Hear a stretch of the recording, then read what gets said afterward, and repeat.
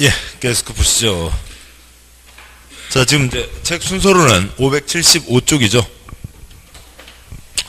그러니까 575쪽에 주택건설 절차가 있는데, 뭐 절차는 큰 내용 아닙니다. 뭐 역시 뭐 지난주와 마찬가지로 우리가 콘크리트 비우려고 보이는 거 아니죠. 그러니까 강의 노트 보시면 강의 노트 64쪽이요. 그러니까 5-14가 있습니다.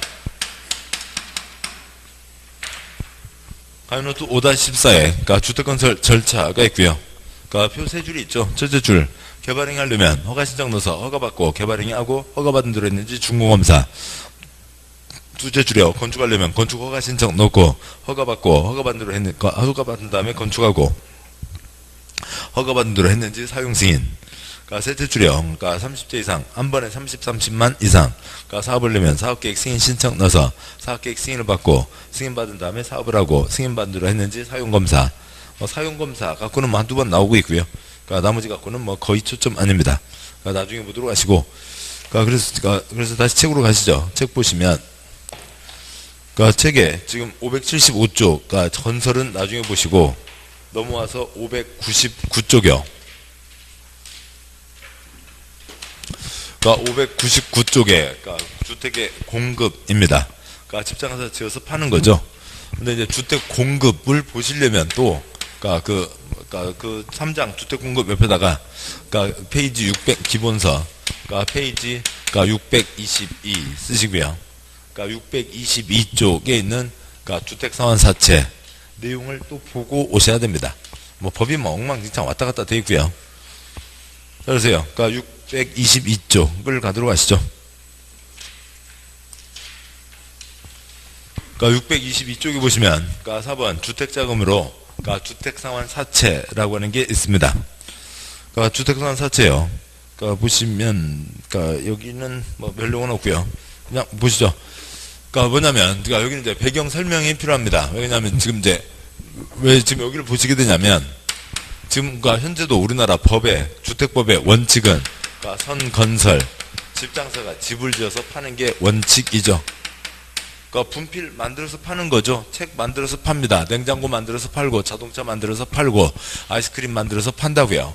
근데 주택법의 예외 규정으로 뭐가 있고요? 그러니까 선분양이 있죠. 그러니까 삽 꽂기도 전에 그러니까 집부터 파는 겁니다. 그러니까 그러니까 봉이 김선달은 대동강 물이라도 팔아먹었죠. 여기는 대동강 물도 없고요. 콘크리트도 없이 그냥 집부터 파는 겁니다. 그게 이제 우리나라에는 특별한 경우죠. 그러니까 예외. 그러니까 이것에 따라 이것 때문에 주택 공급 문제가 아주 복잡하게 돼 있어요. 또 건설회사는 다 이렇게 가고 있는 거죠. 그러면 이제 이 제도의 출발 자체가 이 주택 상환 사채에 있고, 그래서 이걸 보시고 이 선분양을 보셔야 599쪽 내용들을 이해할 수가 있습니다. 그러니까 책은 622쪽 펴져 있고요. 그러니까 보도록 하시죠. 그러니까 8688, 그러니까 200만 원 건설 있었습니다. 그러니까 88년도 올림픽, 이번에도 동계올림픽 있었죠. 그러니까 아시안게임, 올림픽 게임 앞두고 워낙 땅값집값 오르게 되고 집을 많이 짓자. 그래서 200만 원 건설, 집을 200만 채를 짓자고 했습니다. 그러니까 그리고 지금은 원칙, 당시에는 당연히 그러니까 주택은 그러니까 집장사는 당연히 뭐밖에 없었어요? 선건설밖에 없죠. 당연히 집을 지어서 파는 거지. 그러니까 집도 안 지어놓고 팔아먹는 게 이게 말이 되냐고요. 그러니까 뭔가 자동차도 안 만들고 팔아먹는 건 말이 안 되는 거죠. 그러니까 그렇습니다. 그러니까 학원도 안 지어놓고 그러니까 책도 없이 학원 수강료만 받는다고요. 선생님도 없고 학원 교실도 없고 그리고 수강료만 받아요. 수강료 내시겠어요? 낼 리가 없잖아요. 근데 우리나라 집은 그렇다고요. 그러니까 지금 예외가 그런 거죠. 그러니까 당연히 집장사가 집 지어서 파는 겁니다. 근데 한 방에 200만 채를 짓자. 200만 채를 지돈 갖고 지어야 되는데 지을 돈이 없다고요. 그래서 집 지을 돈이 모자라니까 그러니까 국민에게 돈을 빌린 겁니다. 그러니까 국민에게 그러니까 돈을 빌리는 건데요. 그러니까 지금 여기 이름이 뭐라고요? 그러니까 주택 상환 사채이죠. 그러니까 제목에 사채에다가 어디다 회사채 쓰시고요. 박신양 전해전쟁 명동 고금리 사채가 아니라 회사에서 돈을 빌린다 회사채입니다. 회사에서 돈을 빌린다고요. 회사채. 국가에서 돈을 빌립니다. 국채. 지방에서 돈을 빌립니다. 지방채이죠. 그러면 그러니까 집 짓는 회사가 누구예요? 회사가 여기는 회사 아니고요. 토지주택공사 회사죠. 지방공사 회사이고 봉사단체고 법인도 아니고 그냥 사원 아파트고 아파트 건설 회사가 있죠. 근데 8688 당시에는 지방공사가 거의 없었습니다. 그래서 그러니까 그 집주는 회사가 누구냐면 그러니까 토주택공사와 그러니까 등록사업자, 아파트 건설회사가 있죠. 그래서 돈을 빌렸습니다. 그래서 그러니까 이제 딱지를 주죠. 그다음에 이제 그러니까 그러고요. 일정 기간이 지나서 그러니까 이제 이분이 딱지를 갖다 내면 그러니까 원금과 이자로 갚는 게 아니라 뭐로 갚겠다고요? 주택으로 갚겠다고요. 그러니까 주택 상환사채, 그러니까 주택으로 갚는 겁니다. 자 이렇게 하는데 그러니까 이때 당시에 가장 비싼 집이 5천만 원이었어요. 그러니까 아무튼 비싼 집이 5천만 원이었습니다. 그래서 이때 그러니까 3,500만 원을 빌려줬어요. 국민이 먼저 3,500만 원을 빌려준 겁니다. 저쪽에서 그 돈을 모아서 집을 지어서 그러니까 집을 지어서 이 사람에게 넘겨주고 딱 그것만 짓는 거 아니죠. 그 돈 갖고 집을 또 한참을 더 짓는다고요. 그래서 이 사람에게 이분이 이제 딱지 갖다 낼 때 얼마를 더 내고요. 그러니까 1,500만 원을 더 내고 그러면 이제 5천만 원 갖고 가장 비싼 집을 받아갑니다. 그래서 이렇게 해서 뭐 예를 들면 뭐 1,000명한테 빌려서 그 돈 갖고 그러니까 2,000채 지어서 1,000채 넘겨주고 1,000채 팔아서 또 떼돈을 벌고 아무튼 그렇게 했는데 그렇게 하다 보니까 세상에 이렇게 좋은 제도가 있는 줄 몰랐어요. 이거 해보니까 너무 좋더라고요. 그러니까 이 정도까지도 모르고 하면 시작은 했는데 이 세상에 이런 게 어디냐고요. 결국 뭐예요? 그러니까 집값을 먼저 받는 거죠. 5천만 원짜리 집을 넘겨주는데 처음에는 이제 돈이 모자라서 선건설이니까 돈을 빌려서 쓰고 그러니까 집으로 갚는 거였는데 요걸 그대로 달리 보면 그러니까 집값을 먼저 받는 거죠. 집을 짓기도 전에 돈 3,500만 원 받아놓고 그 다음에 이것도 좀 합쳐갖고 무슨 합쳐요. 나중에 집이 얼마라고요? 5천만 원짜리 집 준다고요. 원가 10% 얼마 갖고 집 지으면 돼요. 500만 원 갖고 집 지으면 되죠. 500만 원 갖고 집 짓고 3천만 원 돌리고 운영하고 등등등 또 다른 집도 더 짓고 해서 넘겨주는 겁니다. 집값 3,500만 원 받아갖고 그 돈 갖고 집 장사 다 하고 그러니까 그 다음에 떼돈을 벌고 너무나 좋잖아요. 그래서 그러니까 집 짓기 전에 돈부터 땡기는 걸로 이제 뭐로 간 거고요? 선분양으로 왔다고요. 그러니까 선분양을 했으니까 그러니까 이제는 선분양이 법으로 들어왔어요. 이제는 법의 예외 규정이만 일로 들어와 있죠. 그러니까 다 지금은 그러니까 모든 건설회사 다 선분양으로 하고 있습니다. 뭐 그러니까 이걸 발행할 리가 없죠. 뭐 주차권 뭐 이런 거 할 필요도 없고요. 그러니까 다 이제 선분양으로 하고 있습니다. 그래서 주택상환사채는 8688 지금 2018년이니까 30년 전이죠. 30년 전에 딱 한 번 발행을 했어요. 그리고 그 뒤로 한 번도 발행한 적이 없습니다. 건설회사 직원들도 몰라요. 그러니까 주택과 공무원들도 잘 몰라요. 그러니까 왜냐하면 30년 동안 한 번도 발행한 적이 없으니까요. 대한민국에서 오로지 누구만 알고 있어요? 공인중개사 공부하는 사람들만 알고 있어요. 아무도 몰라요. 이게 주택상환사채입니다. 그러니까 보시죠. 그러니까 622쪽에 제1절 주택상환사채 네모 1번, 양과 1번, 반과 1번 한국토주택공사 표시요. 한국토주택공사와 등록사업자 표시요. 등록사업자는 주택상환사채 표시요. 주택상환사채를 발행할 수 있다고 되어 있고 세부적인 요건들은 나중에 보시고 다음 쪽 와서요. 그러니까 623쪽에 그러니까 네모 2번 양도 해약 그러니까 양과 1번 그러니까 반과로 1번 그러니까 주택상환사채는 이를 양도 표시요. 양도하거나 중도의 해약 표시요. 중도의 해약 할 수 없다 표시요. 없다. 그 다음에 그러니까 기울어진 선 사선 긋고요. 이거 시장에서 돌리면 100% 투기 딱지 사고 팔 수 없다고요. 그러니까 참고로 그러니까 8687 이때 그러니까 최저임금이 월 95,000원이었어요. 그래서 생산직 그러니까 10만 원, 그다음에 사무직 그러니까 12만 원에서 15만 원이었습니다. 그리고 이때만 해도요.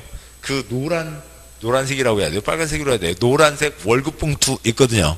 그러니까 월급 봉투 앞에 이제 뭐 항목 다 써져 있고 그래서 그러니까 이제 그 가장 뭐 남성도 있고 여성도 있고요. 이제 월급 봉투를 가져와서 그러니까 집에 놓고 그날 이제 그러니까 튀김 딱 한 마리 먹고 뭐 아무튼 그러던 때입니다. 아무튼 10만 원인데 그러니까 얼마요? 한 푼 안 쓰고 그대로 모으면 그러니까 연 100만 원 정도가 되겠죠. 그러니까 한 푼 안 쓰면 연 120만 원이요. 그러면 지금 이건 뭐예요? 한 푼 안 쓰고 30년 월급 그대로 침대 밑에서 꺼낼 수 있는 분 그런 사람들만 지금 주택상환사채를 샀다고요. 그러니까 회사에게 돈을 빌려줬다고요. 30년 월급 그러니까 그 침대 밑에 쌓여있는 분들이나 요걸 빌려줄 수가 있었습니다.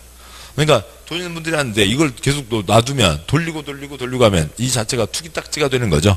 그래서 사고 팔 수 없다 라고 하는 규정이 있고, 뭐 이제 예외는 있죠. 자, 여기까지 보셨고, 다음 이제 강의노트 보시죠. 강의노트의 66쪽이요. 강의노트 66쪽에 5-19, 주택상환 사채가 있고, 뭐 지금 보셨던 그 양 옆에 있는 건 빼고요. 뭐 요것만 보도록 하시죠. 그 처음에요. 국민 A가 3,500만 원을 빌려주죠. 돈을 빌려주면 저쪽에서 종이딱지, 증권, 권리관계를 증명하는 권원서류, 기명증권을 줍니다. 사업이 어지간해서 사업 끝나고 나서 종이딱지를 내면서 그러면 이미 3,500만 원 냈으니까 1,500만 원을 더 내면 5천만 원짜리 집을 받게 되는 거죠. 뭐 이렇게 하는 게 그 주택상환 사채였습니다. 그 다음에 이제 이것이 이제 선분양으로 자리를 잡았다고요.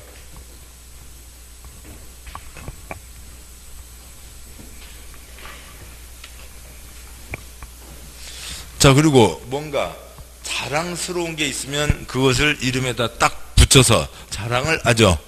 그 다음에 뭔가 숨겨야 될 일이 있다고요. 누구요? 사기꾼들이요. 사기꾼들은 그 뭐 핵심적인 내용을 앞에다 얘기해요? 슬쩍 숨겨요? 슬쩍 숨기거나 아예 얘기하지 않거나, 아니면 이제 뭐 나중에 이제 얘기했잖아, 그것 때문에 슬쩍 숨기고 가는 거죠. 여기서도 이제 그 비슷한 것들을 접하게 됩니다. 자, 먼저요. 그 5-20, 선건설 후분양이 원칙인데 예외로 선분양 후건설도 있습니다. 출판요. 우선 한 번에 30만 이상 지으려면 뭘 받아야 되고요? 사업계획 승인을 받아야 되죠. 이것과 다르게 그 공적 주체는 선분양하지 않고요. 민간만 선분양을 합니다. 민간 A가 어디다 집을 전체를 짓겠다고요. 전체를 짓고 싶다고 하면 전체를 아직 짓지도 않은 거죠. 삽도 안 꽂은 상태에서요. 돈부터 땡기고 싶다고요. 그래서 선분양 하겠다. 선분양, 건설하기 전에 분양부터 하겠다. 돈부터 땡기겠다는 거죠. 그러면 돈부터 땡긴다라고 하면, 제가 왜 계속 이래요? 돈부터 땡기겠다고 하면은 이제 많은 사람들이 이것을 딱 이름 앞에 걸면 선분양 때문에 이러잖아요. 그 선분양 때문에 뭐 이게 뭐 좋은 점인가요? 나쁜 점인가요? 뭐 그런 것들이 있잖아요. 아파트 살고 있습니다. 아파트 포르말데히드 퍽퍽 풍기는데 환기 잘 안 되면 안 되잖아요. 환기 집주인들이 열심히 환기를 해야 되는데 또 환기 귀찮아서 안 하는 사람들이 있을지 모릅니다. 그래서 아예 이 벽판하고요, 그다음에 기둥하고 12cm를 띄워놓죠. 그렇게 해서 강제적으로 환기하게 해요. 벽하고 기둥이 12cm가 떨어져 있다고요.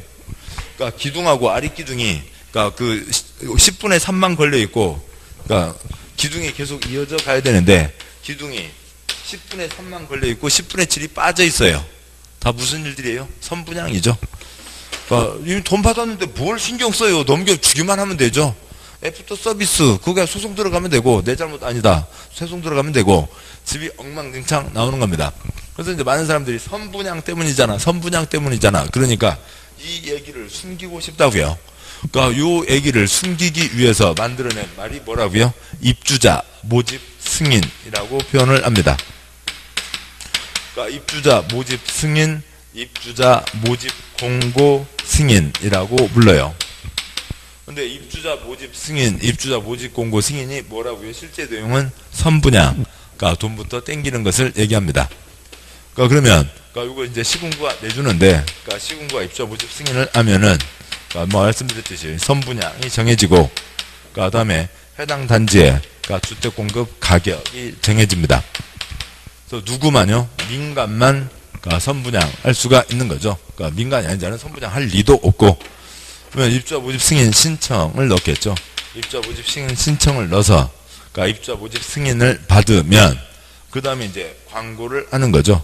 뭐 광고를 합니다. 뭐 신문에 광고를 내기도 하고, 또 아니면 길거리 가다가요, 무슨 이렇게 물티슈 여름에 받아보신 적 있으신가요?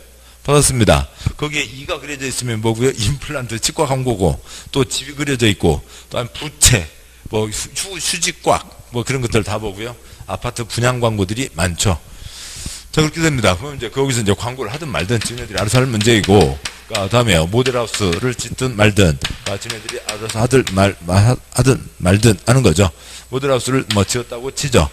그래서 집 사는데 집 소유를 입주라고 한다고 그랬죠. 집 소유하는데 드는 돈, 집값을 입주금이라고 합니다. 입주금을 4번 나누어 내게 돼요. 그래서 첫 번째 내는 게 뭐고요? 그러니까 청약금을 냅니다. 나 그 집 사고 싶다. 그러니까 만약에요. 그러니까 집장사 A가 1000세대 그러니까 팔겠다라고 해서 선분양하겠다 해서 신청 넣어서 입주와 모집 공고 승인을 받았습니다. 그다음에 그러니까 광고를 냈고요. 근데 청약금 낸 사람이 그러니까 실제로 자주 있고요. 그러니까 천 집을 팔겠다고 했는데 3명이 청약금을 냈습니다. 1000분의 3, 100분의 0.3이죠. 그러면 이제 1순위 청약이 안 되면 이제 2순위 청약으로 가야 되는데, 그러니까 2순위 청약이 가봤자 되겠어요? 3명이 신청했다고요. 그러면 지금 뭔가 문제가 있는 거죠. 그러니까 일반적인 뭐 냉장고나, 그러니까 뭐 무슨 제품들을 보면 가격이 좋아야죠. 맞아야죠. 기능 좋아야 되고 디자인도 좋아야 됩니다. 3가지가 맞아야 잘 팔리는데 셋 중에 뭐가 엉망이면 안 팔리겠죠. 지금 셋 중에 뭐가 엉망입니다. 그래서 안 팔린다고요. 사람이 신청도 안 했다고요. 그러면 이 건설회사, 이 민간 건설회사 A, 그러면 이제 큰 패착을 한 거잖아요. 뭔가 잘못을 한 겁니다. 그러니까 그러면 건설회사 A는 그러니까 경제적으로 많은 손해를 볼까요? 안 볼까요? 조금 보죠. 아까 물티슈 3박스요. 그다음에 그러니까 크리넥스 꽉 5박이요. 5박스요. 그다음에 부채 만들어서 나눠줬잖아요. 그 플라스틱 값이요. 그거는 손해 보죠. 그거 손해 본 거 그거 빼고 나면 그 분양 그러니까 입자 모집 승인 그러니까 철회하면 되죠. 신청을 철회해서 안 하면 되는 겁니다. 어떤 손해 보는 것도 없죠. 뭐 아무런 손해도 보는 것도 없고요. 그렇게 됐는데 그래서 가격이 엉망해서 신청을 안 했습니다. 그러니까 사람들이 3명밖에 신청을 안 했다고요. 근데 가격이 엉망이어서 너무 비싸게 해서 신청을 안 했는데 괜히 옆 동네에서 막 북적북적 하고 있어요. 옆 동네에서 북적북적 해서 이것도 돈 될까? 해서 그러니까 뭐 1200명이 신청을 했다고 치자고요. 그러면 이제 A는 그 사람들을 뭐라고 부를 거고요? 아이고 반갑습니다. 호갱님. 뭐 해서 이제 떼돈을 벌겠죠. 그러니까 합니다. 아무튼 그렇고요. 그러니까 청약금을 내고 그 다음에 이제 당첨 사실 그러니까 만약에 청약금 낸 사람이 2000명이면 경쟁률 2대1. 그다음에 이제 당첨 사실 통지를 하겠죠. 그중에 1000명 정해서 당첨 사실 통지를 하면서 다음 돈 갖고 오세요. 그러니까 두 번째 돈 뭘 내고요? 계약금을 내죠. 계약금 내고요. 그다음 이제 중도금을 뭐 3번, 4번 알아서 내고 마지막 중도금 도배공사까지 다 끝났습니다. 그럼 공사 끝났음에 대한 검사 뭘 받고요? 사용 검사를 받습니다. 그러니까 그러고요. 그러니까 지금 누구 돈 갖고 집을 그러니까 짓고 있어요? 입주 예정자 B1, B2 돈을 갖고 집을 짓고 있죠. 그러니까 그런데 사용 검사 받고 지금 다 결국 달리 보면 선분양은 뭐냐면 그러니까 이 사람들이 돈 주는 거죠. 돈 줄게. 집 지어서 넘겨. 그러니까 공사 하도급가 비싼 거예요. 집 지어서 넘기는데 한 채에서 5억씩 가져가고 두 번째로는 누가 집주인 행세를 다 하고요. A가 집주인 행세를 다 하는 거죠. 그래서 A 이름으로 보존 등기를 하게 됩니다. 그렇고요. 다음에 마지막 돈 갖고 오세요. 마지막 돈 뭘 내고요? 잔금을 내게 되는 거죠. 칠판요. 여기까지는 동산입니다. 시멘트, 모래, 물, 자갈, 쇠파이프가 따로 다 굴러다니거나 엉겨있거나 하는 거죠. 여기까지는 동산이고 그 다음에 어떻게 지었든 간에 여기까지는 동산이고 공법의 한 덩어리가 되는 게 뭐고요? 사용검사, 민사상의 한 권리의 객체가 되는 게 언제고요? 보존등기 때 그 객체가 된 거죠. 이때 부동산, 주택이 된 겁니다. 그래서 마지막 돈 갖다 냈다고요. 그러면 이제 A, B, 이 집장사 A와 이 B의 계약에서 B 할 바 다 했죠. 돈 줄게 아파트 넘겨라. 돈 줄게 돈 다 줬잖아요. 그러면 이제 집 넘겨줘야죠. 그래서 소유권 이전 등기를 하게 됩니다. 소유권 이전 등기를 하게 되면 그러면 그 시점 뒤로는 B1, B2가 이 주택의 소유자가 되는 거죠. 주택의 소유자를 뭐라고 하냐면 아까 소유자를 뭐라고 한다고요? 입주자라고 하는 거죠. 주택의 입주자가 됩니다. 자 그러면 언제 계약이 성립됐어요? 당연히 계약금 때가 아니죠. 민법의 계약은 뭐와 뭐로요? 청약과 승낙으로 이루어지는 거죠. B1 등 청약의 의사표시 A 좋다 당신과 하겠다 승낙의 의사표시 당첨 사실 계약 성립이요. 발신요 도달이요. 의사표시요. 발신요 도달이요. 도달해야죠. 당첨 사실 통지 받은 때 계약이 성립된 겁니다. 그러니까 이 민법상의 계약, 당사자 지위, 채권, 채무 관계를 주택법에서는 뭐라고 부르냐면 입주자로 선정된 지위라고 불러요. 흔히 얘기하는 분양권, 입주권을 얘기하는 거죠. 그러니까 말이 길어서 9글자, 입주자로 선정된 지위. 그러니까 그런데 차라리 이게 더 낫습니다. 말도 안 되는 이상한 아까 보셨듯이 입주자 모집 승인이라는 이런 말도 안 되는 거짓말 만들어내는 것보다는 입주자, 소유자가 되기로 정해져 있잖아요. 뭐만 하면 집값만 제때 내면 계약 의무 이행만 하면 소유자가 되기로 정해져 있는 사람입니다. 그 다음에요, 세 가지요. 그러니까 지위와 주택은 시간적으로 이어지는 거죠. 동시에 두 가지를 가질 수는 없죠. 계약 당사자 지위이고, 그 다음에 잔금 치르고 이전 등기하는 순간 지위는 없어지고 주택의 소유자가 됩니다. 그러니까 두 번째요. 그러니까 대한민국 20층 아파트 표준 공사 기간이 36개월 3년으로 정해져 있습니다. 근데 또 서둘러 하기도 하잖아요. 그래서 이제 이 기간이 2년 반, 3년의 기간이 되고, 그 다음 세 번째요. 자본주의죠. 자동차 사고 팔 수 있죠. 그 다음에요. 주택 사고 팔 수 있습니다. 지위 사고 팔 수 있죠. 지위주택 다 사고 팔 수 있습니다. 그래서, 누구네, 개똥이네. 석 달 전에 어디 당첨돼갖고, 석 달 만에, 피 5천만원 붙여서 팔아먹었대야. 뭔 피를 붙여서 팔어? 돼지 피? 그러니까 프리미엄. 아무튼요. 다 사고 팔 수 있죠. 투기잡자 하는 곳에서만 사고 팔 수가 없게 됩니다. 자, 이런 식으로 가는 게 선분양이고, 그러니까 계속 공급에 이러저러한 문제가 생기게 된다고요. 왜 그러냐면, 이제 성건설이었으면, 그냥 자동차 샀어요. 제가 지금 A 자동차 회사 자동차를 운전하고 있다고 하면, A 자동차 회사하고 얘기할 거 있어요? 별로 없죠. 애프터서 몇만 킬로까지 보증기간 있잖아요. 그거 빼고는 얘기할 게 없다고요.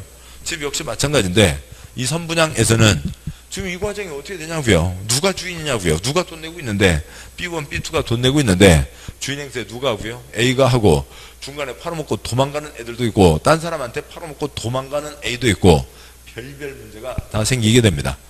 그래서 이제 선분양 때문에 공급 규정이 많이 복잡하게 되어 있습니다. 자, 여기까지 보셨고 책 보시죠. 책 보시면 다시 앞으로 와서 몇 쪽이요? 599쪽이요.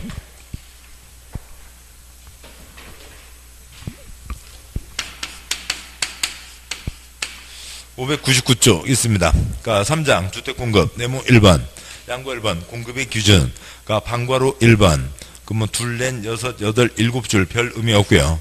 그러니까 동그라미 1번 잘 쫓아가야 되는데요. 그러니까 보시죠. 그러니까 여기 이 부분만 끊어서 하겠습니다. 그러니까 끊어서 하면은 그러니까 지금 누구만 선분양할 수 있다고요? 민간만 선분양할 수 있다고요. 그러니까 민간만 선분양할 수 있는데 이 선분양을 뭐라고 부른다고요? 그러니까 입주자 모집 승인이라고 지금 부르고 있는 거죠. 그러니까 민간이 주택에 대해서는 입주자 모집 승인을 받아야 됩니다. 근데 단지 내 부대시설, 주차장을 팔아먹을 수는 없잖아요. 그래서요. 그러니까 복리시설에 대해서는 단지 내 상가에 대해서는 입주자 모집 신고를 합니다. 그러니까 이상 전체 내용이 어떻게 써져 있는지 보시자고요. 그래서 일반 사람들이 법을 읽고 무슨 얘기인지를 알 수가 없게 돼 있죠. 자, 보시죠. 박스에 동그라미 1번 사업주체 표시요. 사업주체 괄호 있는 공공 표시요. 공공 주택사업자는 제외 표시요. 제외한다가 그러니까 입주자를 모집 표시요. 입주자를 모집하려는 경우 땡땡 국토부로 정하는 바에 따라 시장군수구청장 표시요. 시장군수구청장의 승인 표시요. 승인을 받을 것. 당연히 지금 주택에 대한 거죠. 그러니까 주택에 대해서 입주자를 모집, 선분양하려면 시군구의 승인을 받아야 된다. 근데 동그라미 1번에 주체줄 괄호요. 괄호에 있는 복리시설 표시요. 복리시설 경우에는 신고 표시요. 신고를 말한다. 또 단지 내 상가, 복리시설에 대해서는 입주자 모집 신고를 한다라고 하는 거죠. 어디에 새로 아파트 뭔가 5천 세대가 들어선다고 치자고요. 그러면 배우단지 그 정도면 빵빵합니다.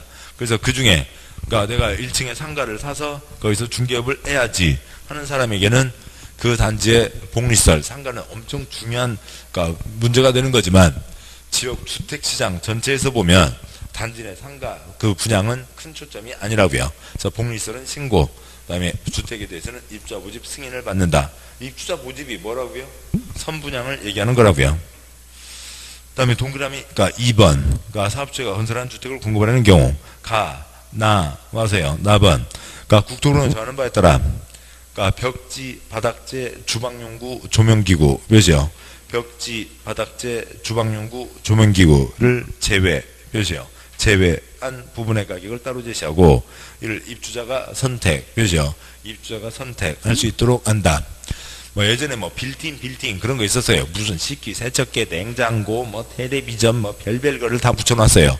들어간 사람 마음에 안 든다고요. 그 새 거 다 뜯어서 갖다 버리고 또 사다가 집어넣고 새 거 뜯어다 버리는데 이 돈을 어떻게 할 거냐 갖고 다툼 생기고 그런다고요. 그래서 첫날 밤은 자야죠.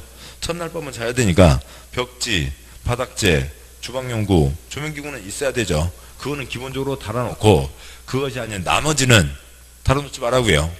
나머지는 입주자가 선택할 수 있게 해야 된다라고 하는 거죠. 됐습니다. 그러니까 다음에 방과후 2번 뭐 공급받는 자 뭐 큰 초점 아니고요. 다음 쪽 와서요. 뭐 양과로 2번 뭐 토막상 많지 않을까 보시죠. 마감자재 목록표 등의 제출.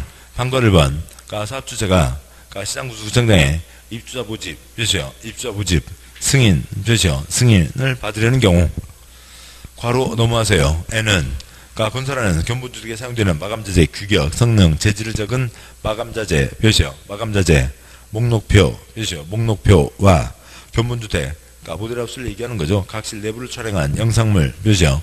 영상물을 그러니까 제작해서 승인권자에게 제출 몇이요? 승인권자에게 제출한다. 뭐 주택구조의 승인이 여러 가지가 있는데 그러니까 첫째 줄에 승인 동그라미 한 개 표시한 게 있죠. 넷째 줄에 승인 표시한 거 하고요. 연결시키고요. 그래서 넷째 줄에 승인 아래다가 시, 군, 구 쓰시고요. 입주자 모집 승인은 시, 군, 구가 합니다. 그래서 모델하우스는 빛과반짝 지어놓고 그러니까 실제 집은 엉망이고 그러면 안 되니까 마감자재 목록표 영상물을 제출한다. 방과후 2번 X, 방과후 3번 보관. 그러니까 시장구 수증형 마감자재 목록표와 영상물 등을 사용검사 표시요. 사용검사가 있은 날부터 2년 이상 보관 표시요. 2년 이상 보관해야 되고 입주자가 열람을 요구하면 이를 공개해야 된다. 그 다음에 방과후 4번 마감자재 변경. 그냥 뭐 상식인데 엄청 써져 있고요. 사업주체가 마감자재 생산업체 부도 등으로 제품 품귀 등 부득이한 사유로 인하여 사업계획 승인 마감자재 목록표 마감자재와 다르게 표시요. 다르게 마감자재를 시공 설치하려는 경우에는 당초 마감자재와 같은 질 이상으로 표시요. 같은 질 이상으로 설치하여야 하며 사업주가 마감재재 목록표 자재와 다른 마감재를 시공 설치하는 경우 그 사실을 입주 예정자에게 알려야 된다. 뭐 당연한 얘기죠. 그러니까 모델하우스에다가는 뭔가 실크벽체 해놓고 그 회사 없어졌어. 다른 실크벽체도 있잖아. 그건 특수한 실크벽체에서 그런 회사 없어. 그러니까 그러고 그냥 신문지로 도배해놓고 그러면 안 된다고요. 같은 질 이상으로 해야 된다는 거죠. 다음 쪽 가세요. 양괄호 3번 X, 양괄호 4번 X 하시고요. 다음에 602쪽에 네모 2번 그러니까 주택 분양가격의 제한이 있습니다. 양괄호 1번 그러니까 분양가 상한제 표시요. 분양가 상한제. 그러니까 사업주체가 일반에게 공급하는 공동주택 중 다음 표시요. 다음 어느 안에 해당하는 지역 표시요. 지역에서 공급하는 주택의 경우에는 이조에서 정하는 기준에 따라 산정되는 분양가격 이하로 표시요. 분양가격 이하로 공급. 바로 이에 따라 공급되는 주택을 분양가 상한제 표시요. 분양가 상한제 적용주택이라 한다. 그러니까 분양가 이하로 공급해야 된다. 뭐 즉, 그건 다음 써져 있으니까 따로 할 거 없고요. 다음 쪽 와서 박스에 그러니까 동그라미 1번 공공택지 표시요. 공공택지. 그러니까 동그라미 2번 공공택지 외 표시요. 공공택지 외 택지에서 주택가격 상승 우려가 있어 국토부 장관이 주거기본법에 따른 주거정책심의위원회 심의를 거쳐 정하는 지역 괄호에 있는 분양가 상한제 적용 지역 표시요. 분양가 상한제 적용 지역이 있습니다. 자, 뭐냐면 그러니까 집값 그러니까 통제를 해야죠. 뭐 자본주의면 다 자유요? 아니죠. 그랬다가는 살 수가 없는 거죠. 그러니까 국가 없이는 살 수가 없습니다. 뭐 경제가 운영이 안 되는 거죠. 그러니까 그렇고요. 그러니까 중요한 건 가격 통제를 해야죠. 그러니까 주유소에서요. 주유소 지금 완전 자율인가요? 기름값 완전 자율인가요? 비싸게 받는 것도 있네요. 기름값은 차이가 있고요. 버스 요금, 그러니까 버스 회사 사장 마음대로요? 아니죠. 그러니까 그렇지는 않잖아요. 그다음에 뭐 그러고요. 연탄 요금 정해져 있죠. 올해 이번 겨울은 모르겠고, 그러니까 2년 전에 500원. 연탄으로 난방해야 되는 분들이 있습니다. 근데 연탄 공장장이 지 마음대로 정하면은 어려운 분들은 난방할 수가 없죠.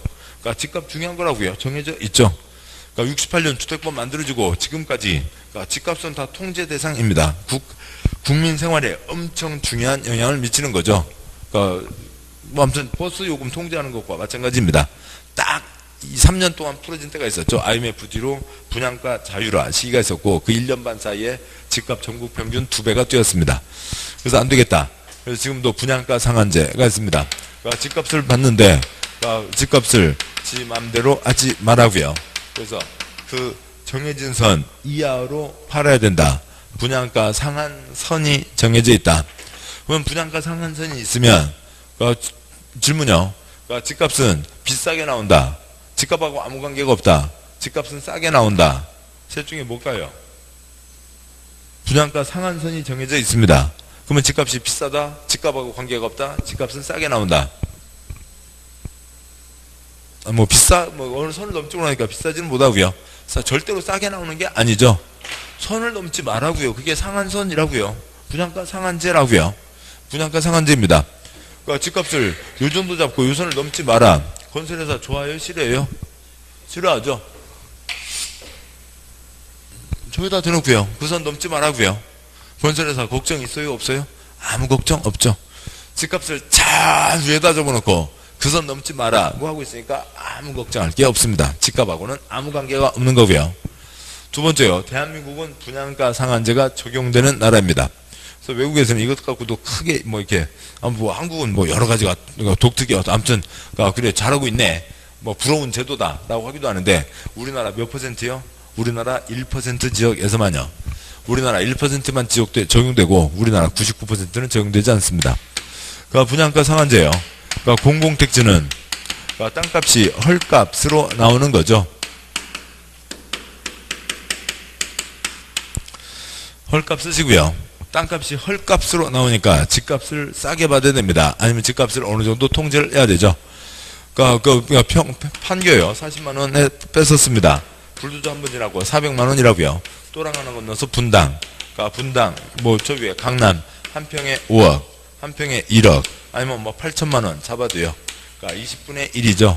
땅값 20분의 1로 값이 나오는 겁니다. 그러니까 40만 원 주고 뺏어서 불도저 한 번 지나가고 400만 원인 거죠. 그러니까 똑같은 아파트가 있다고 치자고요. 그러니까 똑같은 아파트가 있고 뭐 콘크리트 값 30평 1억이면 다 뒤집어 쓰고요. 콘크리트 값 1억입니다. 콘크리트 값 1억에다가 여기는 뭐 어찌고 저찌고 해서 그러니까 땅값이 한 뭐 8억 된다고 하자고요. 땅 전체가 아니라 땅의 지분이요. 100분의 1 지분이 8억이라고 치죠.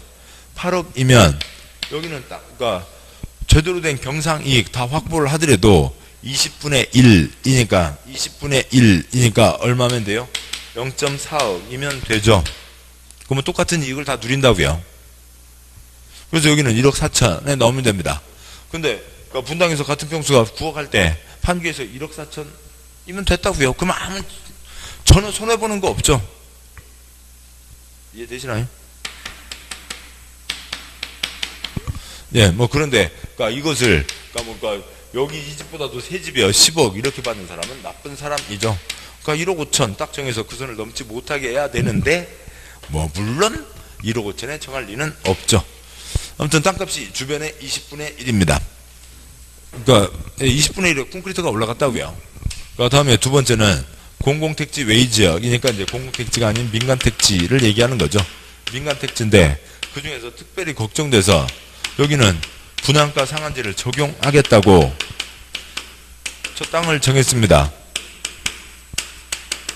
어떤 지역을 정했는데 거기를 정한 이유가 뭐라고요? 분양가 상한제를 적용하겠다고요. 그러니까 거기는 뭐가 적용돼요?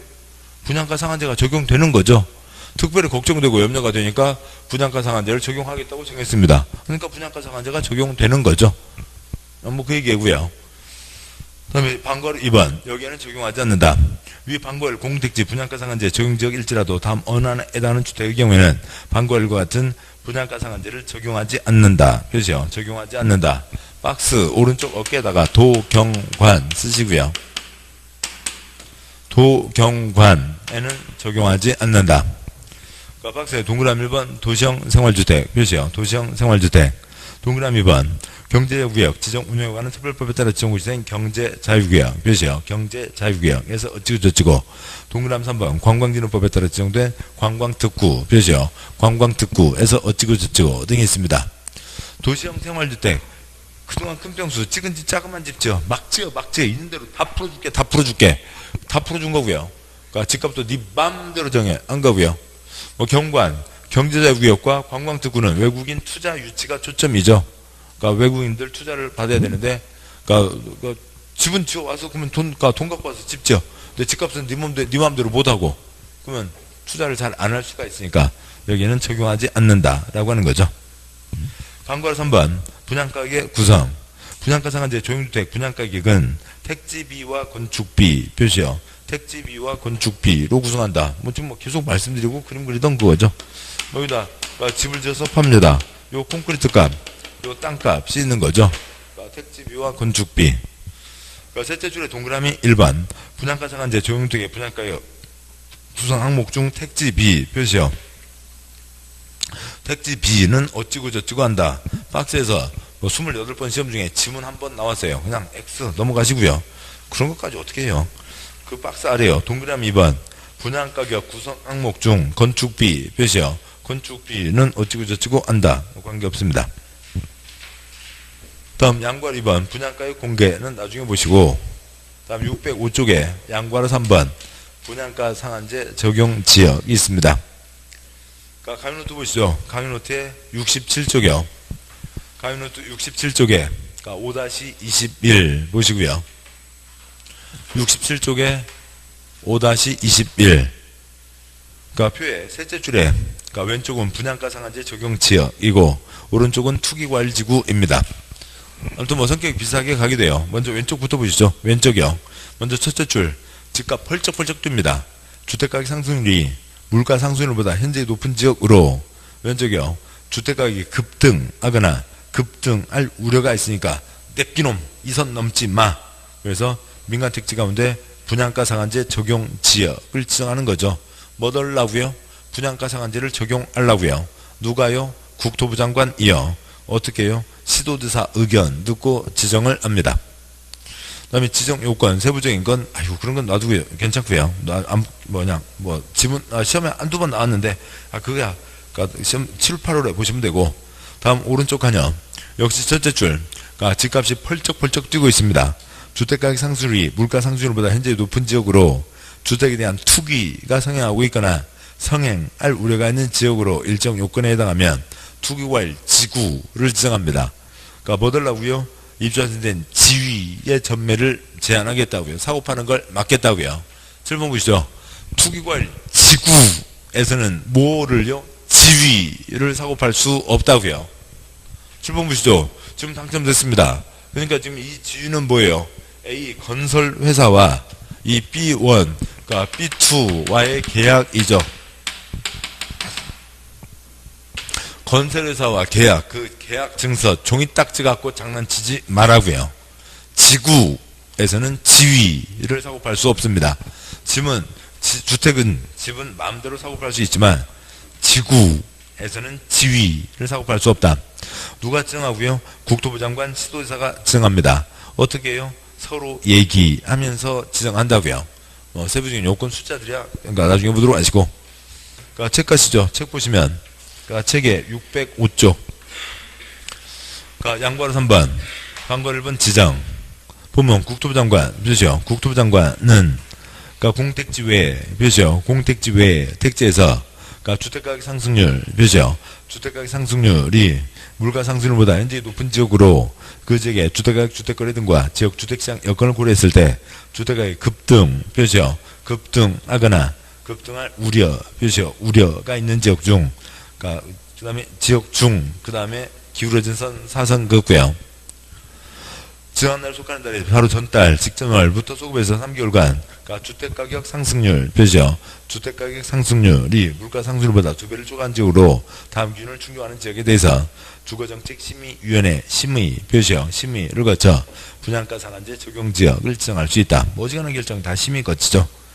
그러니까 그 박스 요건은 난 7, 8월 때 보시면 되고 방과로 2번 그러니까 동그라미 1번 의견 청취 그러니까 국토부 장관이 법 규정에 따라 분양가 상한제 적용 지역을 지정하는 경우에는 미리 시도지사의 의견 표시요. 시도지사의 의견을 들어야 된다. 그러니까 뭐 2, 3, 4 관계없고요. 다음 쪽 가서 동그라미 5번 해제 요청 표시요. 해제 요청 우리 동네 이제 2개 죽었으니까 풀어주셔. 그러면 그러니까 첫 세 줄은 보지 말고요. 넷째 줄 가시죠. 넷째 줄에 제를 요청할 수 있고 해제를 요청받은 국토부 장관은 요청 표시요. 요청 받은 날부터 40일 이내 표시요. 40일 이내 주거정책심의위원회 심의를 거쳐 분양가 상한제 적용지역 지정의 해제 여부를 결정 표시요. 해제 여부를 결정해야 된다. 우리 동네 풀어주쇼. 풀어주쇼. 몇 글자요? 4글자. 며칠이요? 40일이요. 풀어주쇼. 하면 해제 요청. 똑같은 얘기입니다. 양보할 사부는 별도의 내용이고 다음 쪽 가세요. 607쪽에 네모 3번 그러니까 투기괄 지구 동그라미요. 그러니까 지구에서는 아까 뭘 못 돌린다고요? 지위를 못 돌린다고요. 양과 1번, 방과 1번 국토부 장관 또는 시도지사 표시요. 국토부 장관 또는 시도지사는 주택가격 안정을 위해서 필요한 경우 주거정책심의위원회 심의 표시요. 심의를 거쳐 일정한 지역을 투기괄지구로 지정하거나 해제할 수 있다. 이 경우 투기괄지구 지정은 지정 목적을 달성할 수 있는 최소한 범위로 한다.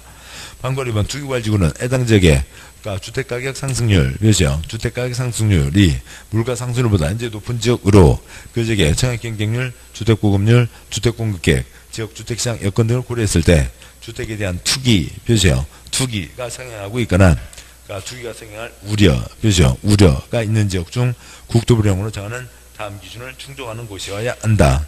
박스는 나중에 보시고 양과 2번 그러니까 지정 절차 방과로 1번 그러니까 국토부 장관이 투기가지고 지정 해제할 경우에는 시도지사의 의견 표시요. 시도지사의 의견을 들어야 하며 시도지사가 투기가지고 지정 해제할 경우에는 국토부 장관과 협의 표시요. 국토부 장관과 협의한다. 뭐 그런 갑다. 뭐 그걸 갖고 그렇게 뭐 문제를 낼 거리가 얼마나 된다고요. 다시 올라가세요. 607쪽 제일 위에 네모 3번 양과 1번 방과 1번 여기는 누가 지정한다고요? 국토부 장관도 시도지사도 지정하는 거죠. 따라서 양과로 2번 그러니까 지정 절차에 방과로 1번에다가 그러니까 다음과 같이 쓰시고요. 그러니까 국시도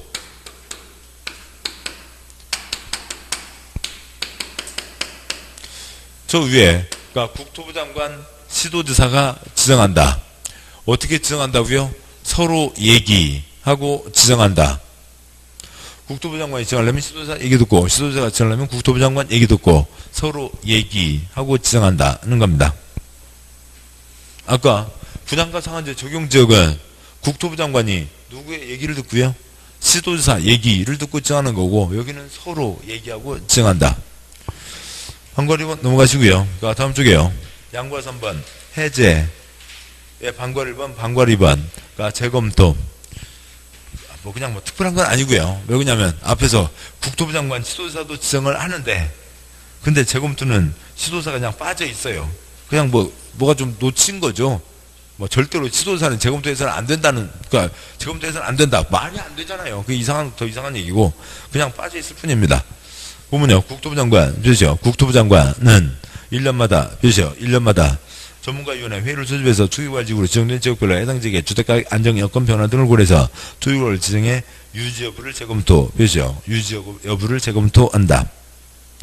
방과 3번 요청에 의한 해제 그러니까 동그라미 2번 그러니까 투기괄지구 지정의 해제를 요청 표시요. 해제를 요청 받은 국토부 장관 시도지사는 요청받은 날부터 40일 이내 표시요. 40일 이내 전문가위원회 심의를 거쳐 투기괄지구 지정의 해제 여부 표시요. 해제 여부를 결정해서 알린다. 풀어주셔. 40일이죠. 됐습니다. 다음 쪽이요. 그러니까 네모 4번 조정 대상 지역이라고 되어 있는데 그 양과 1번 그러니까 4줄이 있고 박스가 있고 2줄이 있고 박스에 조정 대상 지역 지정 기준 그러니까 1번에 과열지역 네모요. 과열지역 2번에 위축지역. 네, 뭐예요? 위축지역. 그래서 조정 대상 지역에는 두 가지가 있습니다. 뭔가 조정을 해야 되겠다고요. 다시 올라가서 보시죠. 올라가서 보시면, 그러니까 내무 4번에 양과 1번, 그러니까 조정 대상 지역 지정, 국토부 장관 표시요. 국토부 장관은 다음 언안에 해당하는 지역으로 국토부가 정하는 기준을 충족하는 지역을 전문가위원회 심의를 거쳐 조정 대상 지역 표시요. 조정 대상 지역으로 지정할 수 있다. 두 문장 빼고요. 박스 1번. 그러니까 주택가격 청약 경쟁률, 분양권 전매량, 주택 보급률을 고려했을 때, 그러니까 주택 분양 등이 과열, 그렇죠? 주택 분양 등이 과열되어 있거나 과열될 우려가 있는지요. 2번. 그러니까 주택가격, 주택거래량, 미분양 주택수, 주택 보급률 등을 고려해서 주택의 분양 매매 등 거래, 그렇죠? 주택의 분양 매매 등 거래, 그렇죠? 그러니까 위축, 그렇죠? 위축되어 있거나 위축될 우려가 있는지요. 과열, 위축 두 가지를 다 대상으로 하고 있고, 물론 이제 구분해서 지정하겠죠. 그러니까 두 번째요. 그 두 번째 표요. 그러니까 조정 대상 지역 지정 기준 1번에 과열 지역 표시했고요. 땡땡. 직전으로부터 소급해서 3개월간 주택가격 상승률 표시요. 주택가격 상승률이 동기간 물가 상승률의 1.3배를 초과한 지역으로 어찌고 저찌고. 2번 동그라미 1, 2, 3 나중에 보시고요. 2번 위축 지역 땡땡 직전 6개월간 그러니까 월 평균 그러니까 주택가격 상승률 표시요. 주택가격 상승률이 1.0% 이상 하락 표시요. 하락한 지역으로 다음 언안에 해당하는 지역. 집값이 떨어졌습니다. OX. 여기는 집값 주택가격이 하락한 곳이 아니죠.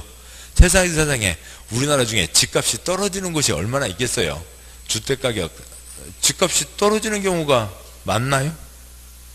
거의 없죠. 아무리 안 돼도 물가 상승률 만큼은 같이 올라가는 거죠. 그러니까 뭐가 하락했다고요? 주택가격 상승률이 하락을 한 거죠. 그러니까 7번 보시죠. 그러니까 이렇게 집값이 뛰고 있었습니다. 그러니까 집값 오르고 있어요? 집값이 줄어들고 있어요? 집값은 오르고 있죠. 집값은 오르고 있지만 주택가격 상승률은 꺾였죠. 떨어졌다고요. 주택가격 상승률 이제 그건 떨어진 거죠. 집값이 떨어지는 경우는 거의 없고. 그러니까 됐습니다. 양괄호 2번, 방괄호 1번, 방괄호 2번. 그러니까 국토부 장관은 조정 대상 지역 지정하는 경우 미리 시도지사의 의견, 표시요. 시도지사의 의견을 들어야 된다. 국토부 장관이 하면 시도지사 의견 듣고, 국토부 장관도 시도지사도 하면 서로 얘기하고 지정하고. 그러니까 다음 쪽 아세요. 양괄호 3번, 해제. 아무튼 밑에서 넷째 줄 보시죠. 이걸 어떻게 읽어요? 그러니까 앞을 똑같이 놓으면 구분할 수가 없죠. 그러니까 밑에서 넷째 줄이요. 그러니까 조정 대상 지역 지정 해제일자와 관련해서 국토부 장관은 조정 대상 지역 지정에 해제를 요청, 표시요. 해제를 요청 받은 경우에는 그러니까 뒤에 걸 읽을 거 없이요. 그 바로 아래 줄 40일 이내, 표시요. 40일 이내 해제부, 표시요. 해제부 결정한다. 이쪽 다 풀어주셔. 네 글자 며칠이요? 40일 이내이네요. 보셨고, 다음 이제 네모 5번인데요. 그러니까 가위노트 보시죠. 가위노트에 5-27입니다.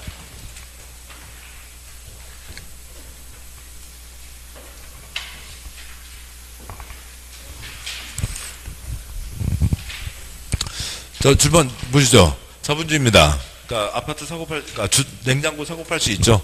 차 사고 팔 수 있고, 주택 사고 팔 수 있고, 지위 사고 팔 수 있습니다.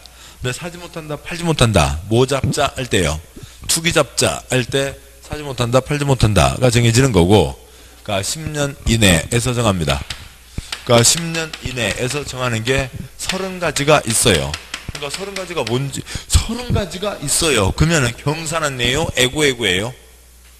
경산한네. 주네들도 못 외울 거잖아요. 주네들 못 외우니까 시험에 안 나옵니다. 경산한네인 거고요. 그러니까 뭐 할 수 없다고요? 전매할 수 없다고요. 그러니까 돌릴 수 없다라고 하는 거죠. 이거는 전매청 오로지 그러니까 그쪽에서만 판다는 게 아니라 돌리지 마라는 거죠. 농지 전용 때 있었던 거죠.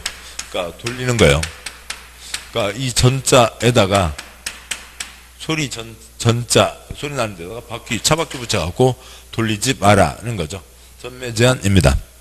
네 가지가 걸리는데요. 그러니까 첫 번째요. 그러니까 투기과일 지구에서는 뭐를요? 지위를 돌릴 수 없다고요. 지구에서는 지위를 돌릴 수 없고 주택은 마음대로 사고 팔 수 있습니다. 아까 조정 대상 지역 그 경우에도 뭘 돌리지 말라고요? 지위를 돌리지 말라는 거죠. 주택은 마음대로 사고 팔 수 있습니다. 7번 보시죠. 이 기간이 아까 20층 아파트 표준 공사 기간이 몇 년이라고요? 3년이라고요. 그러니까 여기서부터 시작을 해서 길면 10년인데 10년까지 하는 경우는 없고 지금 현재는 이제 6년까지입니다. 여기부터 해서 3년 시간적으로 이어지는 거죠. 그 뒤로 3년까지 못 판다. 또 아니면 그러니까 5년 동안 못 판다, 4년 동안 못 판다, 3년 동안 못 판다. 또 있고요. 3년 동안 못 판다, 지위 못 판다 하고 비슷한 거겠죠. 뭐 2년, 1년, 6개월 등이 있습니다. 그러니까 이러저러하게 못 판다라고 하는 거죠. 아까 분양가 상한제가 뭐였어요? 그러니까 분양가 상한제에 해당하는 게 그러니까 공공택지와 그다음에 분양가 상한제 적용 지역이 있었죠. 거기서는 뭐도요? 그러니까 지위도, 그러니까 주택도, 그러니까 10년 이내에서 정하는 기간 동안 못 판다라고 하는 거고요. 그러니까 칠판요. 그래서 이게 더 긴 건 아니에요. 이건 더 긴 건 아니고 여기 지위 여기 끝까지 못 판다라고 하면 3년을 못 팔게 되겠죠. 아니면 1년 동안 못 판다 할 수도 있고요. 그러니까 이쪽 경우에도 지위주택 중에서 6개월 못 판다도 있어요. 6개월만 못 파니까 6개월만 지나면 팔 수 있죠. 아무튼 이렇게 지금 정해져 있는 게 여기에 다 해당되는 걸 다 짚어보면 우리나라 땅 12%입니다. 그래서 12%에서는 못 판다고요. 30가지가 12%예요.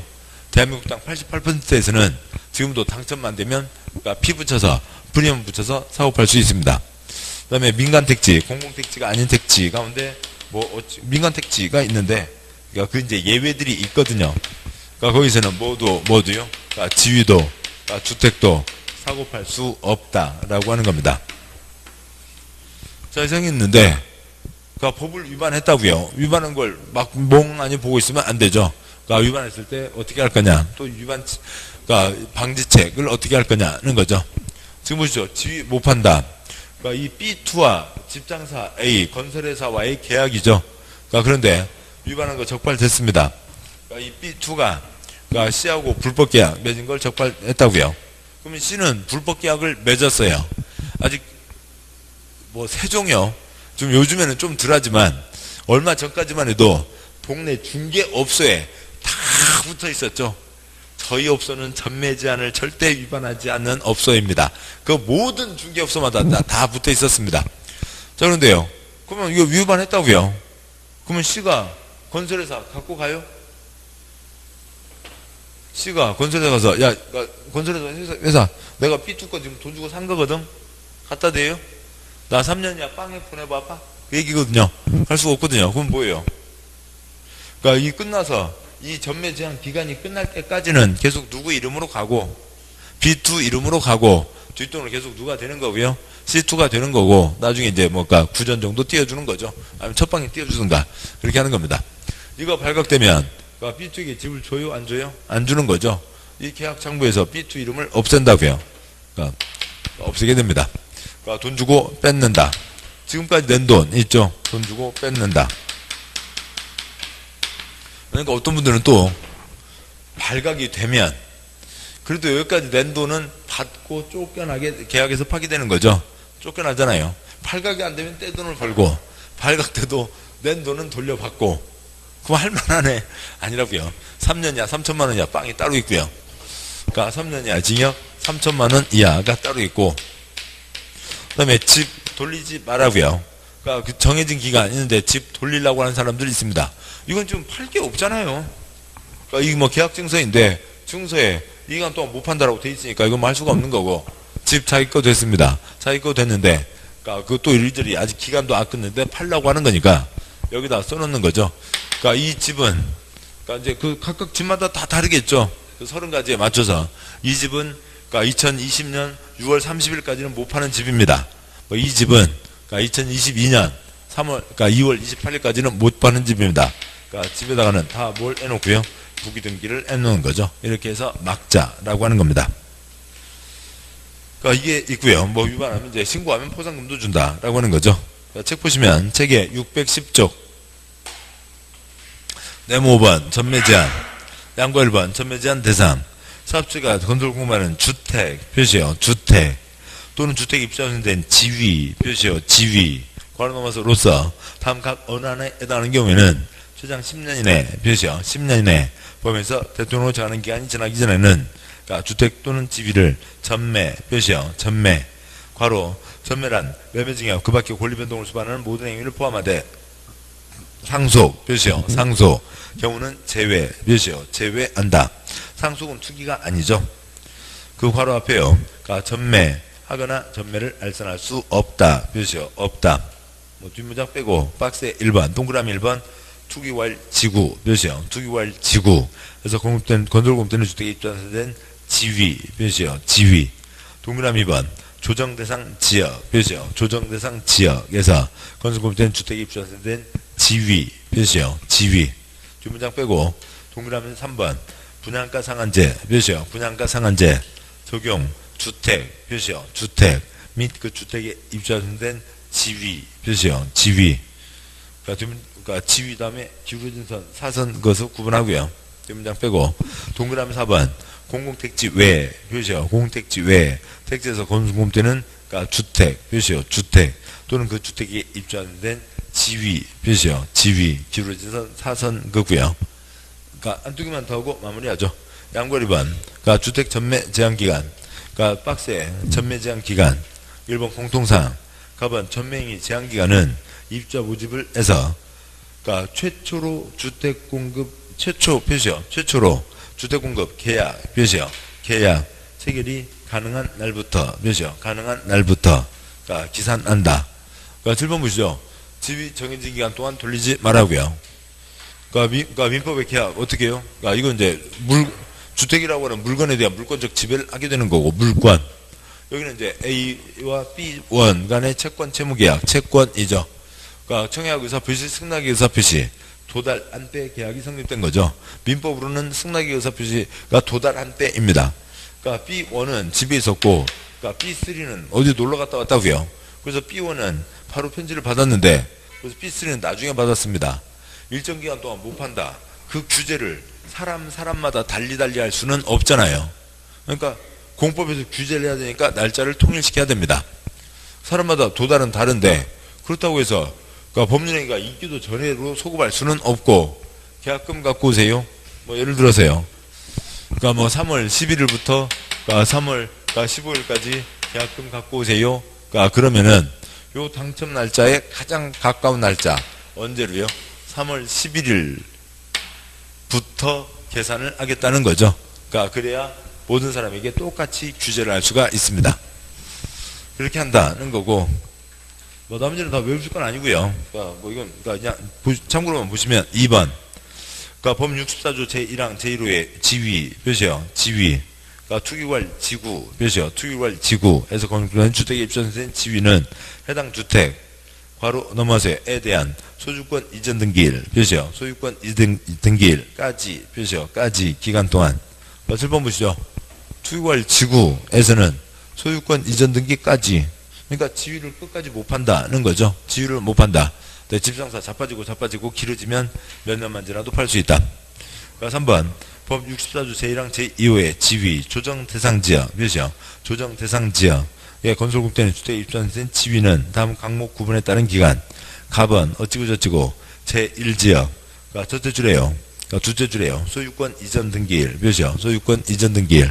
그래서 지위를 7번이요. 요때까지 못 판다. 소유권 그러니까 입주된 지위를 못 판다. 뭐 기간 더 짧은 건 뭐 이루 말할 수 없이 많고요. 여기에 해당되지 않는 것들도 많고요. 그러니까 바로 대답할 수 있는 것도 많고. 다음 쪽, 그러니까 612조. 그러니까 4번 법 64조 제1항 제3호의 지위. 그러니까 분양가 상한제 표시요. 분양가 상한제 적용 주택 표시요. 주택 및 그 주택에 입주된 지위 표시요. 지위. 다음 항목 구분에 따른 기간.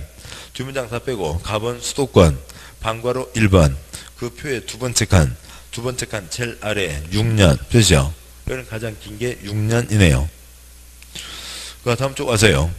그 박스에 5번 법 64조 제1항 4호의 지위 공택지 외 표시요. 공택지 외 택지에서 건설공보다는 주택 표시요. 주택 및 입주된 지위 표시요. 지위 수도권에 6개월, 벼시오, 6개월 등이 있습니다. 그래서 요것들을 적용받는 게 우리나라 땅의 12%, 적용받지 않는 게 88%인데, 그거는 뭐 우리 시험범위는 아닌 거고요.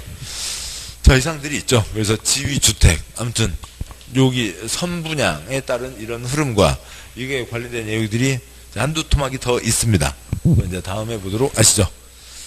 자, 고생하셨고, 자, 여기까지 해서 이번 순환을 보시게 된 거고요.